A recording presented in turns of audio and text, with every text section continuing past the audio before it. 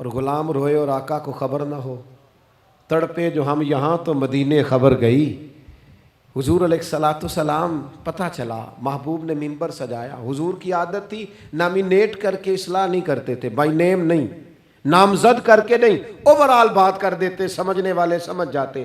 حضور فرمانے لگے لوگوں کو کیا ہو گیا ہے، میں نے تو جاہلیت کی ساری باتیں پاؤں تلے رون دی تھی، ابھی بھی کہتے ہیں بلال کو حبشن کا بیٹا۔ حضرت ابو ذر غفاری کہتے ہیں باقی تو کوئی نہ سمجھے تو میں سمجھ گیا۔ بڑا مشکل ہوتا ہے مجمع میں اٹھ کے معافی مانگنا۔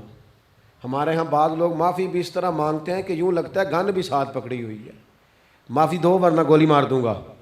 معافی مانگنے کا بھی طریقہ سلیقہ نہیں آتا، اور دنیا میں کچھ ایسے نفس پرست ہیں ان کو استادوں سے معافی مانگنے پڑی تو نہیں مانگ سکتے، مشائخ سے معافی مانگنے آتی ہے تو نفس کے بندے بن کے نفس کی غلامی کرتے ہیں، لیکن اپنی عزت کی جگہوں کو بھی درست نہیں کرتے۔ کتنا بڑا مجرم ہے جو باپ سے بھی معافی نہ مانگ سکے، جو ماں سے بھی نہ کہہ سکے میں غلطی کر گیا تھا۔ اتنی بڑی نفس پرستی، تو نے آقا بنا لیا اپنے نفس کو اپنا۔ مجمع میں معافی مانگنا، اعتراف کرنا، حق کو قبول کرنا، اپنے نفس کو ذبح کرنا۔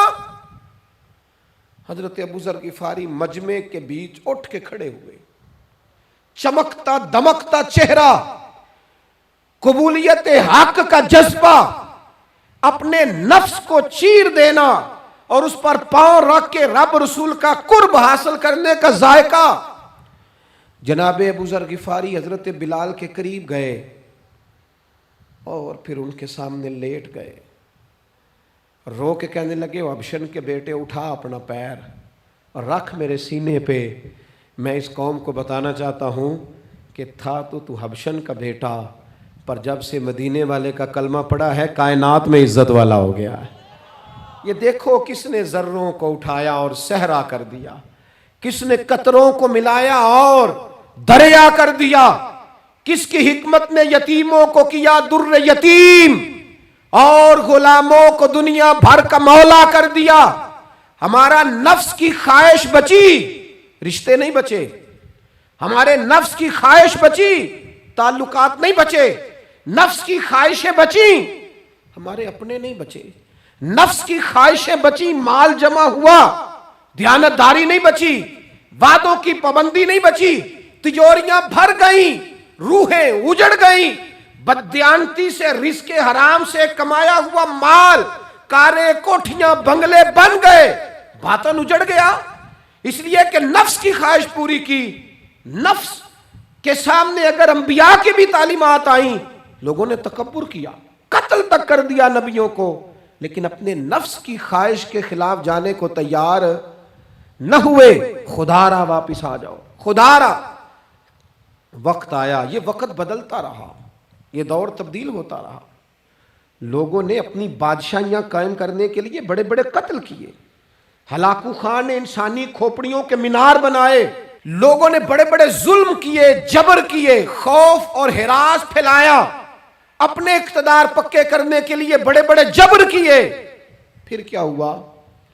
ایسی ایسی بیماریاں لگیں جن کے علاج ہی کوئی نہیں تھے دنیا میں، بھری ہوئی تجوریاں، پیسے باہر گر رہے ہیں، پر ڈاکٹر کہہ رہا ہے تیرا مرض ہی وہ ہے جس کا علاج ہی کوئی نہیں۔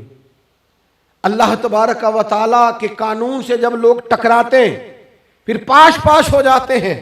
وقت گزرا، ٹائم یزید کا آیا، وقت گزرا تو ٹائم عبید اللہ ابن زیاد کا آیا، ٹائم شمر کا آیا۔ 1450 سال گزرنے کے بعد اس ہزاروں کے مجمع میں سے ایک ایک بچے کو حدیث یاد ہے کہ حسن اور حسین جنتی جوانوں کے سردار ہیں۔ بتاؤ یزید کو نہیں آتی تھی؟ شمر کو نہیں پتا تھا؟ کلمہ تو پڑھتے تھے نا یہ؟ عبید اللہ ابن زیاد کو نہیں پتا تھا؟ نبی پاک علیہ السلام کے کندھوں پر حسنین رہے، ان سب کو پتا نہیں تھا؟ یہ جانتے نہیں تھے کہ یہ وہ حسنین کریمین ہیں جن کو حضور سنتے تھے، فرماتے تھے یہ میرے پھول ہیں دونوں؟ کیا بات رضا اس چمنستان کرم کی، زہرا ہے کلی جس میں حسن اور حسین پھول۔ آج 1450 سال گزرنے کے بعد امت کو حدیث آتی ہے کہ نبی پاک علیہ السلام نے فرمایا جس نے حسن اور حسین سے پیار کیا اس نے مجھ سے پیار کیا، جس نے ان سے بغض رکھا اس نے مجھ سے بغض رکھا۔ کلمہ پڑھتے تھے، مسلمان کہلاتے تھے۔